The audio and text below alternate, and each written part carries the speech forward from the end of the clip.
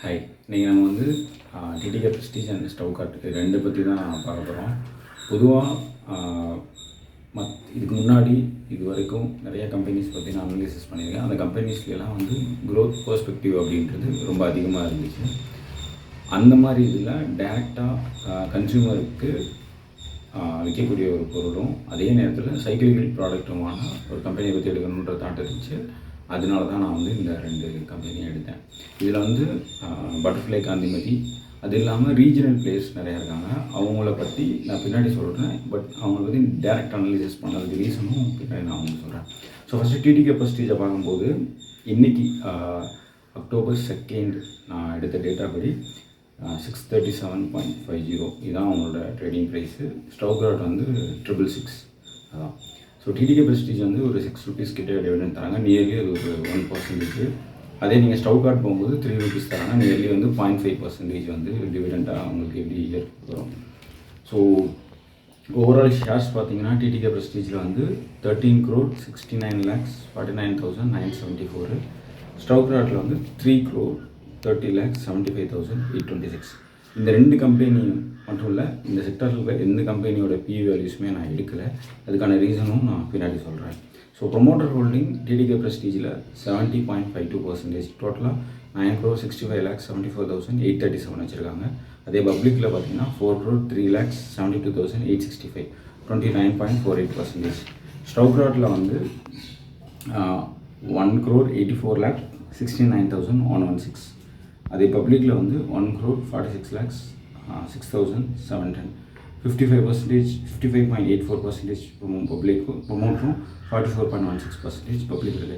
பொதுவாக இந்த மாதிரி செக்டாரில் இருக்கிற எந்த கம்பெனியோட PE வேல்யூ நான் ஏன் பார்க்கல அப்படின்னா, அந்த கம்பெனியோட லிக்விடிட்டி ஆஃப் ஷேர்ஸ் இருக்குது பார்த்தீங்களா. அதாவது ப்ரொமோட்டர் போக பப்ளிக்கில் ட்ரேட் ஆகக்கூடிய ஷேர்ஸ் வந்து ரொம்ப ரொம்ப மினிமல்.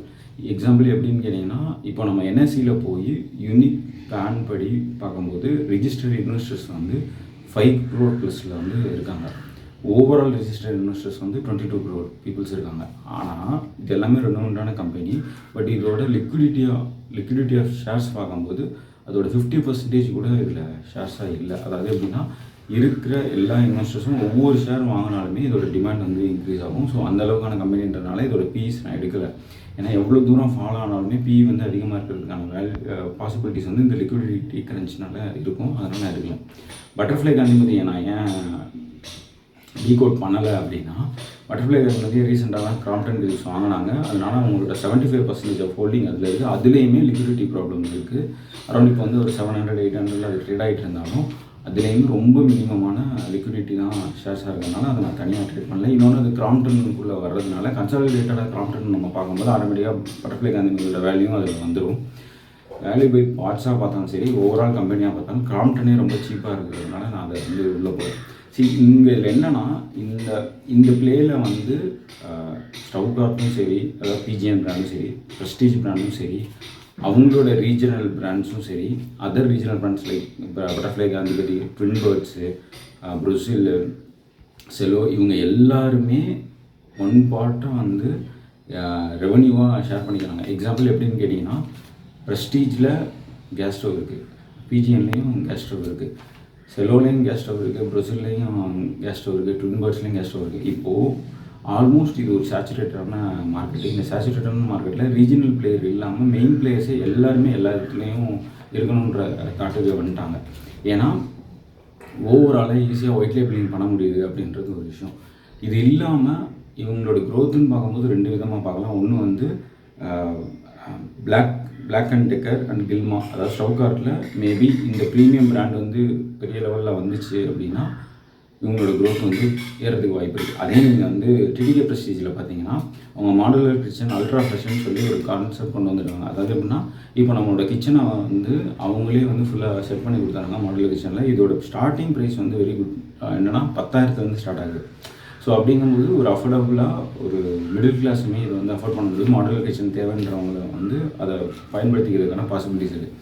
ஸோ ரெவன்யூவாக க்ரோ ஆகணும்னா இது ரெண்டில் மட்டும்தான் ஆக முடியுமே தவிர இது தாண்டி மீதி எல்லா இடத்துலையுமே ப்ராடக்டாக சேச்சுரேட் ஆகிடுச்சு. இன்னொன்று என்னென்னு கேட்டிங்கன்னா, இப்போ பீப்புள் யாரும் போய் எனக்கு வந்து ப்ரெஸ்டீஜில் இது வேணும், PGNல இது வேணும் இல்லை பட்டர்ஃப்ளைல அது வேணும்னு போய் வாங்குறது ரொம்ப ரொம்ப கம்மியாகிடுச்சு. எல்லாருமே என்னென்னா காஸ்ட்டாக வந்து பார்க்க ஆரம்பிச்சாங்க. இந்த பிராண்டை விட இந்த பிராண்ட் எவ்வளோ கம்மியாக இருக்குது, இல்லை பேர் எனக்கு தெரியல, தேவையில்லை, பிராண்டோட குவாலிட்டி அண்ட் அதே நேரத்தில் ப்ரைஸிங் எவ்வளோ கம்மியாக இருக்குது அப்படின்றது ஒன்று.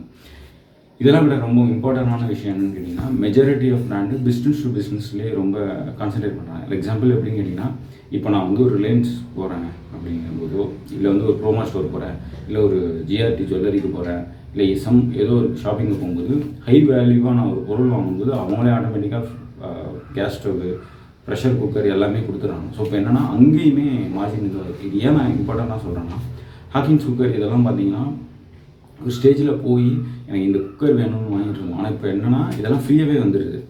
ஃப்ரீன்ற சென்ஸ் நான் எப்படி சொல்கிறேன்னா, ஒரு ஹை வேல்யூ பில் நான் கொடுக்கும்போது எனக்கு ஆட்டோமேட்டிக்காக வந்துடுது. ஈவன் நான் வந்து ஹை வேல்யூவாக வந்து காஸ்ட்யூம் பர்ச்சேஸ் பண்ணும்போது எனக்கு வந்து சூட்கேஸு, ட்ராலி இந்த மாதிரியான விஷயமே இப்போ எனக்கு ஃப்ரீயாக கொடுக்க ஆரம்பிச்சாங்க. ஸோ அப்படிங்கும்போது இவங்களோட மார்ஜின் வந்து பெரிய லெவலில் இதில் எரோட் ஆகும். அதாவது வால்யூம் பிஸ்னஸ் நடக்குமே தவிர மார்ஜின் பிஸ்னஸ் ரொம்ப கம்மியாக நடக்கும். ஸோ இந்த மாதிரியான ப்ராப்ளம்லாம் இவங்க வந்து ஃபேஸ் பண்ணுறாங்க. ஸோ இதை ஆஸ் அ பீஸாக நீங்கள் வச்சுக்கணும், இந்த கம்பெனியை வந்து வாங்கணும்னு நினச்சிங்கன்னா 2 விஷயம். இது பார்த்து நீங்கள் வாங்க முடியாது. எவ்வளோ சீப்பாக கிடைச்சாலும் அவ்வளோ சீப் பெஸ்ட்டுன்னு சொல்லி வாங்க வேண்டியதான். இன்னொன்று என்னென்னா, டிவிடெண்டாக பார்த்தீங்கன்னா 1-2% இங்கே இதில் இருக்க எல்லா கம்பெனியுமே கொடுத்துட்டாங்க. ஏன்னா அவங்களோட மார்ஜினும் ரொம்ப கம்மின்றதுனால. இன்னொன்று ஒயிட் லேபிளிங் பண்ணுறதுனால காஸ்ட் ஆஃப் குட்ஸ் சோல்டு, அதாவது ஒரு பொருள் உற்பத்தி ஆகிறதுக்கான செலவு வந்து ரொம்ப கம்மியாக இருக்குது. ஸோ வால்யூம் பிஸ்னஸில் சின்ன மார்ஜின்ஸ் அவங்களால எடுக்க முடியும். ஸோ இதை தாண்டி பெரிய லெவலில் க்ரோத் ஆகிறதுக்கான பாசிபிலிட்டிஸ் இந்த கம்பெனியில் இப்போதைக்கு இல்லை. நீங்கள் இப்போ வாங்கி ஃப்யூச்சரில் மேபி இவங்களோட சில இன்னோவேட்டிவ்ஸ் ஐடியாஸ் வந்து மாறிச்சு அப்படின்னா செல்லாகிறதுக்கான பாசிபிலிட்டிஸ் இருக்குது. இந்த 2 கம்பெனியுமே நான் இன்வெஸ்ட் பண்ணியிருக்கேன். 2மே லாங் ஸ்டாண்டிங்காக நான் ஹோல்ட் பண்ணிகிட்ருக்கேன். பட் என்னோடய என்ட்ரி ப்ரைஸுக்கும் இப்போ இருக்க ப்ரைஸுக்கும் நியர்லி க்ளோஸில் தான் இருக்குது. பெருசாக ஏறல. மேபி ஸ்டவ் காட்டுறேன்னா ஒரு 20-25% ஏறி இருக்கும்.